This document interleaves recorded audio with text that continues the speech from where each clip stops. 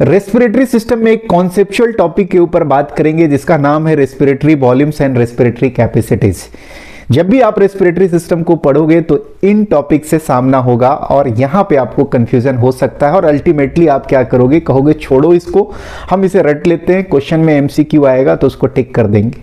लेकिन अगर आप रट के जाओगे ना तो कहीं ना कहीं एग्जाम में क्या होगा, थोड़ा बहुत क्वेश्चन इधर उधर से घुमाया तो आप जो है वहां पे एरर करोगे और पॉजिटिव की जगह नेगेटिव मार्क्स आ जाएगा।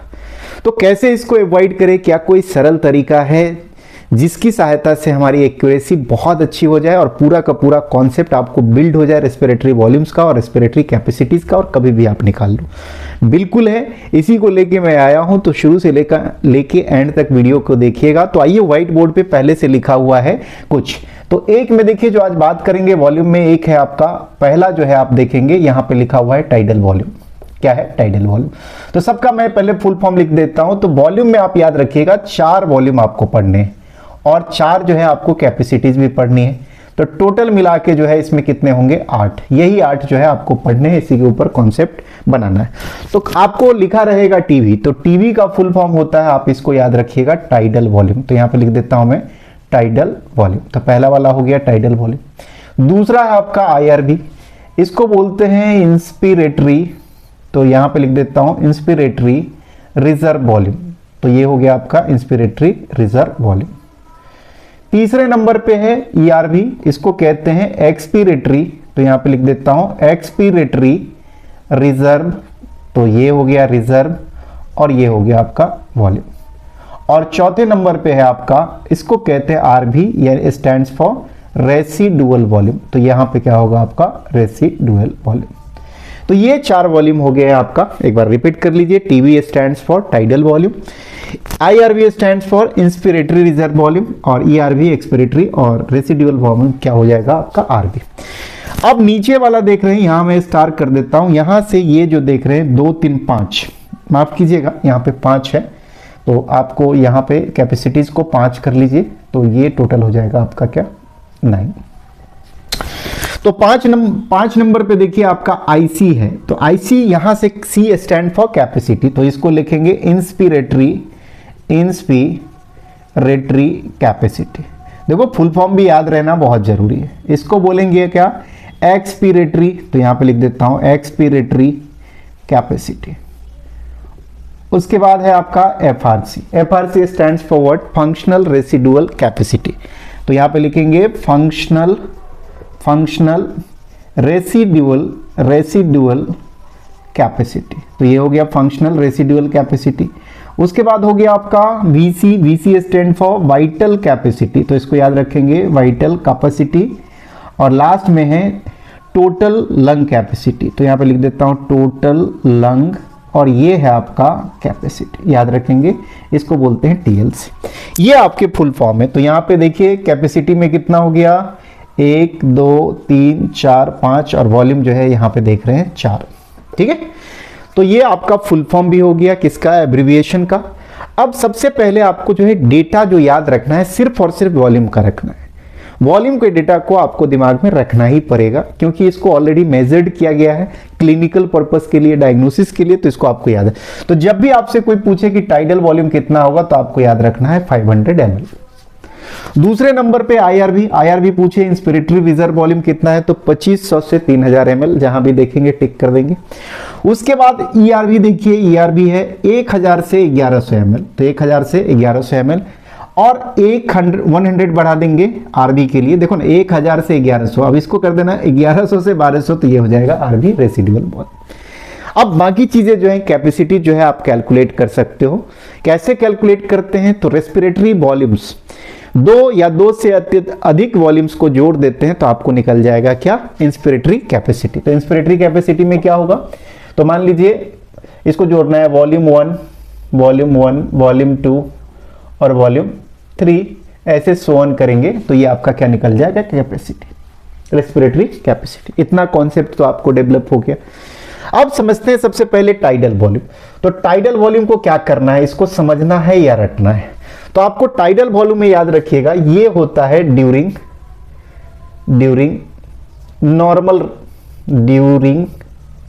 Normal respiration. कॉन्सेप्ट बनाइए, किताब में तो बहुत सारा है, लेकिन आप कॉन्सेप्ट बनाइए। नॉर्मल रेस्पिरेशन, तो क्या होगा नॉर्मल रेस्पिरेशन?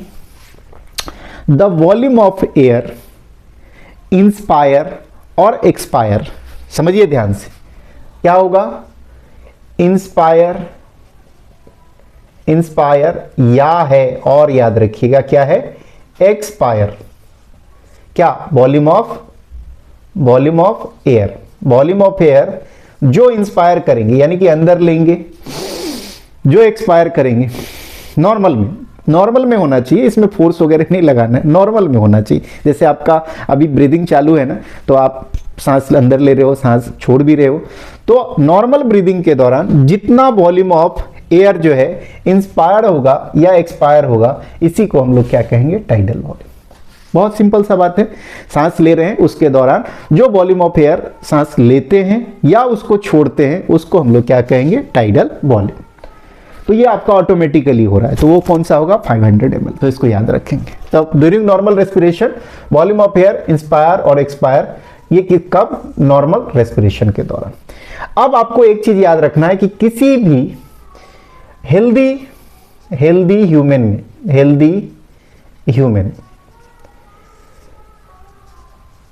ब्रीदिंग रेट जो होता है, यहां पे लिखिए ब्रीदिंग रेट, ये जो है अप्रोक्सीमेटली होता है आपका 12 से 16 पर मिनट। याद रखें 12 से 16 पर मिनट। मतलब एक ब्रीथ का क्या मतलब है उसको समझ लीजिए। एक बार सांस छोड़ेंगे और एक बार सांस लेंगे, दोनों मिला के क्या होता है? 1 ब्रीथ। इसका मतलब हो गया कि प्रत्येक ब्रीदिंग में इंस्पिरेशन भी होगा, प्रत्येक ब्रीदिंग में एक्सपिरेशन भी होगा, है ना? सांस को छोड़ेंगे भी, सांस को लेंगे भी। तो यहां पे क्या है? वॉल्यूम ऑफ एयर इंस्पायर और एक्सपायर। तो अगर एक बार के इंस्पायर में 500 ml है और एक बार के एक्सपायर में क्या है? 500 ml है, तो कोई एक पकड़ लो। इसका मतलब कितना एयर जो है नॉर्मल रेस्पिरेशन के दौरान इंस्पायर और एक्सपायर होगा, तो यहां पे मल्टीप्लाई कर दीजिए। तो इधर का अगर 12 पकड़ रहे हैं तो 12 गुने 500 ml, ये आपका मिनिमम वैल्यू हो जाएगा, तो 6000 ml हो गया। और अगर मैक्सिमम पकड़ना है 16, तो 16 इंटू आपका 500 ml, तो ये हो गया आपका 8000।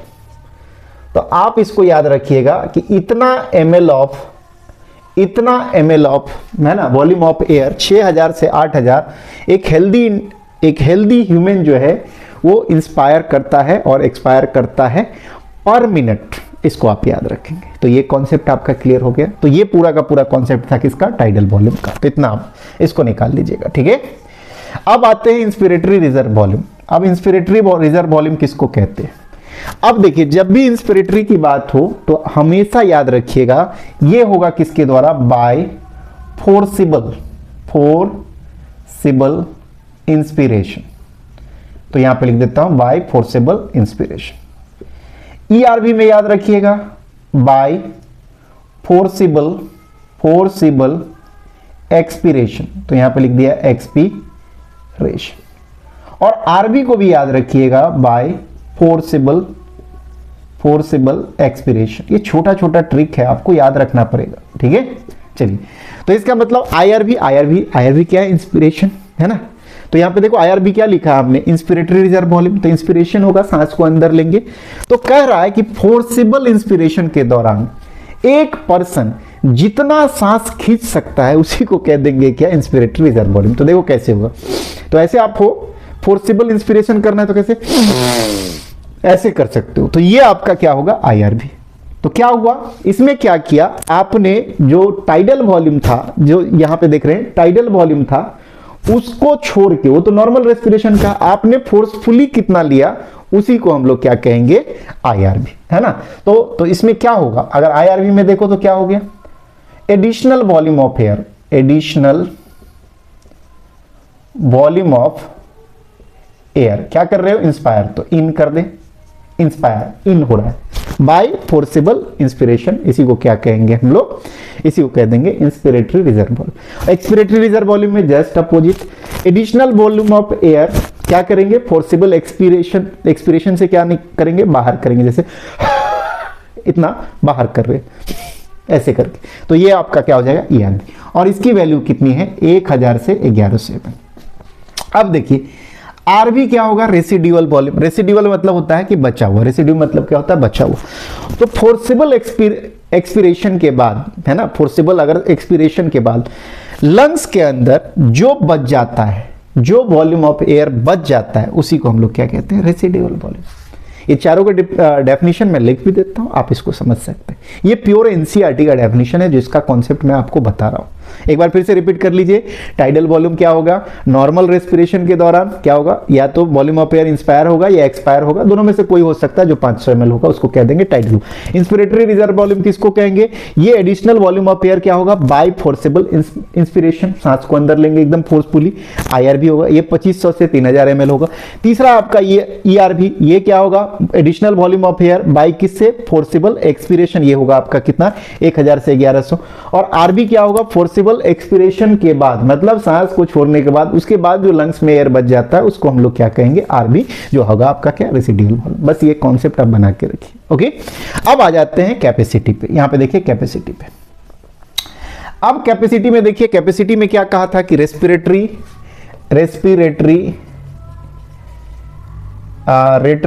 कैपेसिटीज को कैसे निकालते हैं। अभी तुरंत इंट्रोडक्टरी रिमार्क्स में बात किया था, किसमें क्या करते हैं, ऐड कर देते हैं, ऐड कर देते हैं डिफरेंट वॉल्यूम्स को, डिफरेंट वॉल्यूम्स ऑफ एयर, उसको क्या करते हैं, ऐड करते हैं। तो देखिए आप ऐड किया, तो ये आपका इंस्पिरेटरी कैपेसिटी है। अब एक पर्सन का सांस लेने की कितनी क्षमता है, इतना ही समझो आप, बड़े आराम से निकल जाएगा। तो देखिए आप अब इसमें देखिए, तो यहां पे देख लीजिए कि यहां पे जो इंस्पिरेटरी, तो टाइडल वॉल्यूम तो होगा 500 ml तो होगा, चाहे इंस्पायर करो एक्सपायर करो 500 नॉर्मल रेस्पिरेशन, और उसके बाद वो फोर्सिबल क्या कर सकता है, सांस भी ले सकता है। तो कैपेसिटी क्या हुआ, टाइडल वॉल्यूम और प्लस IRB। तो टाइडल वॉल्यूम कितना है, तो टाइडल वॉल्यूम देखो 500 ml है, तो 500, ठीक है, और प्लस इसको मिनिमम लेंगे, पहले सबका मैं मिनिमम जोड़ता हूं, आप मैक्सिमम जोड़ लेना। तो मिनिमम इसका IRB देखो कितना है, तो IRB है 2500, तो इसका मतलब ये कितना हो गया, तो ये हो गया 3000 ml, यहां पे लिखते हैं 3000 ml। और अगर इधर वाला वॉल्यूम लिखेंगे तो 3000 में 500 जोड़ देंगे, तो इससे क्या हो जाएगा 3000 टू 3500 ml, 3500 ml, इसको याद रखेंगे। तो ये आपका हो गया। अब देखिए एक्सपायरेटरी कैपेसिटी क्या होगा, तो किसी का क्या है, तो टाइडल वॉल्यूम में वॉल्यूम इंस्पायर हो या एक्सपायर हो 500 ml तो रहेगा ही। उसके बाद क्या रहेगा, तो TB तो रहेगा। उसके बाद फोर्सिबल एक्सपिरेशन तो कौन सा था, ERB, तो जोड़ दीजिए। तो इसमें जोड़ेंगे टाइडल वॉल्यूम तो 500 होगा, और प्लस, तो ये कॉम्बिनेशन हो गया TB प्लस ERB बराबर EC हो गया। ये सबको बराबर लिख सकते हैं आप, इसको बराबर कर लीजिए, राइट। तो इसमें क्या होगा, TB प्लस ERB, तो TB है आपका 500 ml फिक्स है, ERB देखिए अभी निकाला है 1000 ले लेते हैं मिनिमम वाला वैल्यू, तो 1000, तो ये आपका हो गया कितना 1500 ml, और इसको 2 करना है तो कर लीजिए, तो 1500 1100 है तो कितना 1600 ml, ये हो गया आपका। तो ये आपका हो गया पूरा। उसके बाद आप देखिए यहां पे जो है, यहां पे देखिए FRC, तो फंक्शनल रेसिडुअल वॉल्यूम किसको कहेंगे, तो इसमें आपको जुड़ेगा कौन सा, ERB, और जो रेसिडुअल बचा था वो वाला है ना RB। तो टोटल ERB अभी कितना निकाला है, तो FRC बराबर चूंकि होता है ERB प्लस RB। तो यहां पे देख लीजिए आपका RB कितना है 1100, इसको पकड़ लेते हैं, और ERB देखिए ये क्या है 1100, तो 1100 प्लस 1100 कितना हो गया, तो इसको कहते हैं 2100, तो 2102, और फिर अगर इस साइड वाला जोड़ेंगे तो 1200 1100 कितना होगा, RB प्लस ERB, तो ये होगा 2300, ये 2300 ml हो गया, ठीक है। तो इतना डेटा आप याद रखिए। उसके बाद देखिए इंस्पिरेटरी ये हो गया आपका ERB हो गया, उसके सॉरी FRC हो गया। उसके बाद वाइटल कैपेसिटी देखिए, अब वाइटल कैपेसिटी में आपको जोड़ देना है किसको, ERB को, TB को, IRB को।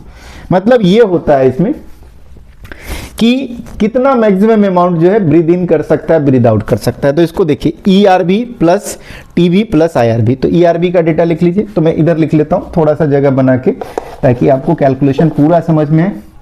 तो यहाँ पे देखिए मैं वाइटल कैपेसिटी में देख लेता हूं, तो देखिए वाइटल कैपेसिटी को मैं लिख रहा हूं। तो आप देखिए वाइटल कैपेसिटी में ERB कितना है, तो ERB यहाँ है, तो मैं पीछे वाला ले लेता हूँ 1000 प्लस, उसके बाद TB तो जानते हैं 500, और प्लस IRB जानते हैं आप, तो IRB हो गया आपका 2500। टोटल कितना हो गया, 25 5 30, 4000 ml जो है आपका हो गया। और लास्ट में देखिए आपका टीएलसी बराबर, इसमें सबको जोड़ दीजिएगा, ERB plus TB plus IRB. तो ये तीनों क्या है, ERB plus TB plus IRB. अभी देखा है ये वीसी है, वाइटल कैपेसिटी, ये क्या है, वीसी बराबर वाइटल कैपेसिटी है, अभी आपने देखा। तो वाइटल कैपेसिटी आपका कितना आया था, तो वाइटल कैपेसिटी आया 4000, तो टीएलसी में कितना हो 4000 और प्लस आपका आरबी, तो आरबी देखो कितना है 1100 पकड़ लेता हूं, पहला वाला 1100। तो ये टोटल कितना हो गया आपका 5100 ml। मैक्सिमम वैल्यू भी आप क्या कर सकते हैं, इसको काउंट कर सकते हैं।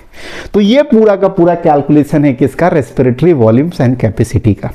आप एक बार इसको पुनः देखिएगा, आपको एग्जैक्टली समझ में आ जाएगा। कैसा लगा वीडियो कमेंट करके जरूर बताइएगा, और अगर इस चैनल पे नए हैं तो चैनल को सब्सक्राइब कर लीजिए, बेल आइकन को प्रेस करना नहीं भूलेंगे, क्योंकि इस तरह के कॉन्सेप्चुअल वीडियो का नोटिफिकेशन आपको मिलता रहेगा।